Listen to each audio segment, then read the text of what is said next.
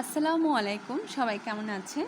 আজকে আমি পঞ্চম শ্রেণীর অনুশীলনী 3-এ আরেকটা ম্যাথ সলভিং নিয়ে এসেছি। সো সবাই সাথে থাকবেন, ঠিক আছে? আমি অনুশীলনী 3-এর 8 নং প্রশ্নটির সমাধান করব আজকে। না বুঝে থাকলে আমাকে কমেন্টস বক্সে জানাবেন, আমি আরও ইজি ওয়ে যদি থাকে আমি সেই উপায়ে বোঝানোর চেষ্টা করব। ওকে, আমরা উদ্দীপকে চলে যাই। আমার প্রথম উদ্দীপকে বলেছে ফরিদা ও ফাতেমার বেতন একত্রে 19,950 টাকা। ফরিদা অপেক্ষা ফাতেমা 2,450 টাকা বেশি পায়। ফরিদা এবং ফাতেমা প্রত্যেকের বেতন কত? ঠিক আছে, আচ্ছা তাহলে কি বলেছে? ফরিদা ও ফাতেমার বেতন একসাথে করলে দুজনের বেতন হয় 19,950 টাকা।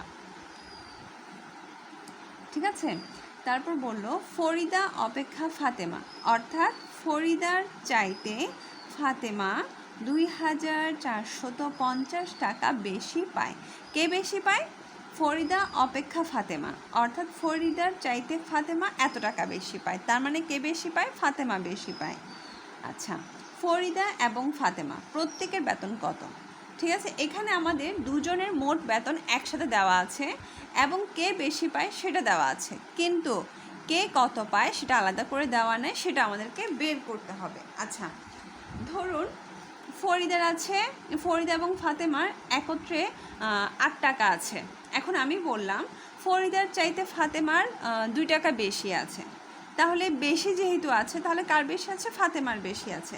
এখন ফাতেমার বেশি টাকা যদি, ফাতেমার বেশি আছে কত টাকা? 2 টাকা। ফাতেমার বেশি আছে কত টাকা? 2 টাকা। একত্রে আছে 8 টাকা।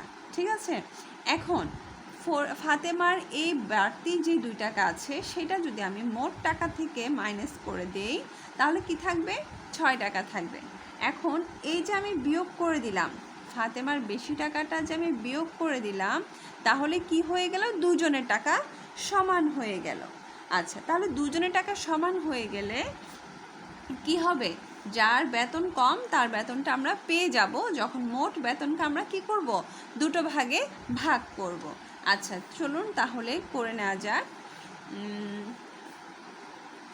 তাহলে আমরা যে এই যে ফাতেমার বেশি টাকাটা বিয়োগ করব সেই কথাটা আমাকে আগে লিখতে হবে। ফরিদা অপেক্ষা ফাতেমা 2,450 টাকা বেশি পায়। যদি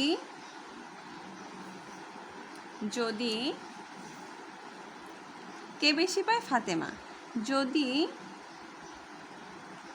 ফাতেমার বেশি টাকা মোট টাকা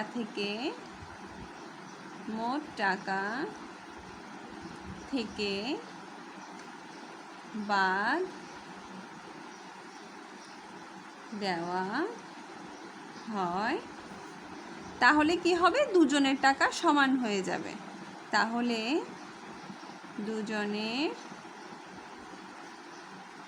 টাকা সমান হবে। কেন বাদ দিব?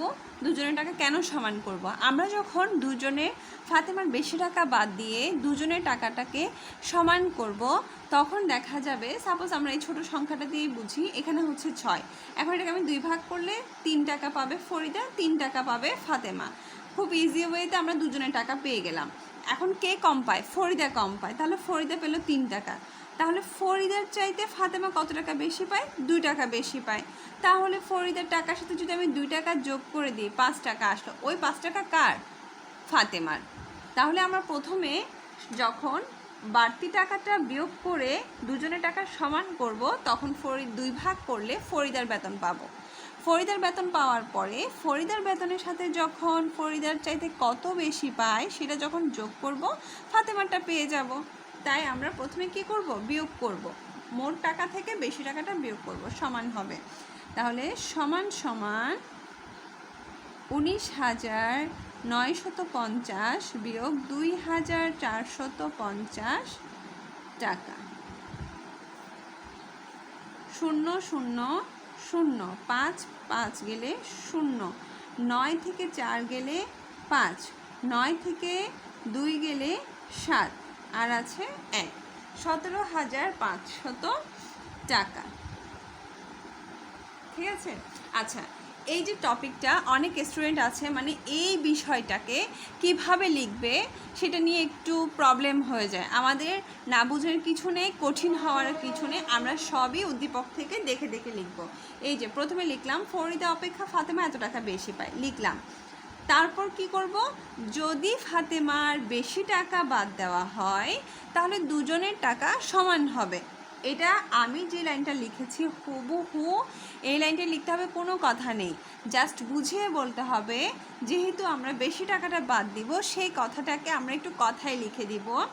যদি ফাতেমার বেশি টাকা মোট টাকা থেকে বাদ দেওয়া হয় তাহলে দুজনের টাকা সমান হবে, তাই আমরা বাদ করলাম। আচ্ছা, আমি এখানে কি করেছিলাম, এই যে এই এক্সাম্পলে 8 থেকে বেশি টাকা বিয়োগ করেছিলাম, মোট টাকা থেকে বিয়োগ করে দুজনের জন্য কত টাকা পেলাম, 6 টাকা। এটাকে যখন আমি 2 ভাগ করলাম, কার টাকা পেলাম, ফরিদের টাকা পেলাম। ঠিক আছে, তাহলে আমি এটাকে এই মোট টাকাটা কি হবে বলেছে, সমান হবে বলেছে, তাহলে এটাকে আমি ভাগ করি। তাহলে সুতরাং ফরিদার বেতন সমান সমান 17,500, ওরা কয়জন, 2 জন, তাই 2 দ্বারা ভাগ, এত টাকা। রাফ করি, 2 দিয়ে 17,500, 8 দুগুণে 16, 7 থেকে 6 গেলে 1, এই 5 নামালাম, 7 দুগুণে 14, 5 থেকে 4 গেলে 1, এই 0 নামালাম, 5 দুগুণে 10, আর একটা 0 আছে নামালাম, 0 দিয়ে 2কে গুণ করলে 0 আসবে। কত হলো, 8,750 টাকা। তাহলে সমান সমান 8,750 টাকা হচ্ছে কার বেতন, ফরিদার বেতন। আচ্ছা, এই যে আমি বললাম দুজনের টাকা সমান হবে, আদৌ কি ফরিদা এবং ফাতেমার বেতন কি সমান, সমান নয়।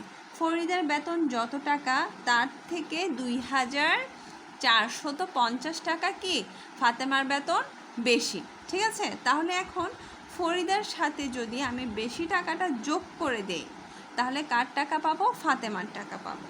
তাহলে এবার ফাতেমারটা বের করি। সুতরাং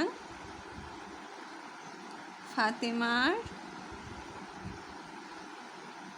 বেতন সমান সমান ফরিদার বেতনের প্লাস, আচ্ছা ফরিদা কি বলেছে, ফরিদা অপেক্ষা ফাতেমা এত টাকা বেশি পায়, তাহলে ফরিদার টাকা যোগ ফাতেমার বেশি টাকা। এবার যোগ করি, 0 0 0, 5 5 10 0, হাতে আছে 1, 4 হাতে রেখে 5, 7 আর 5 12, 2 হাতে আছে 1, 2 আর 1 3, 8 আর 3 হয় 11, 11,200 টাকা হচ্ছে ফাতেমার বেতন। ওকে, তাহলে সুতরাং ফরিদা এবং ফাতেমা, আমাদেরকে কি বের করতে বলেছে, ফরিদা এবং ফাতেমার প্রত্যেকের বেতন কত। তাহলে আমরা সুতরাং ওই লাইনটাই লিখব, ফরিদা এবং ফাতেমা প্রত্যেকের বেতন, প্রথমে যেহেতু ফরিদার নাম লিখেছি তাই ফরিদার বেতনটা আগে লিখব, এত টাকা, এবং তারপর লিখব ফাতেমার বেতন 11,200 টাকা।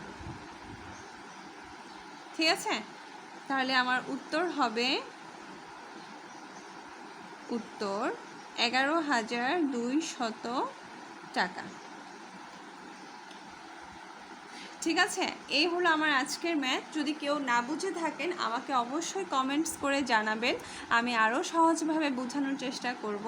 ওকে, সবাই ভালো থাকবেন, সুস্থ থাকবেন। যদি আমার ভিডিওটি ভালো লাগে, আমার ম্যাথ সলিউশন যদি আপনাদের ভালো লাগে, আমার চ্যানেল সাবস্ক্রাইব করে আমার সাথে থাকবেন। আল্লাহ হাফেজ।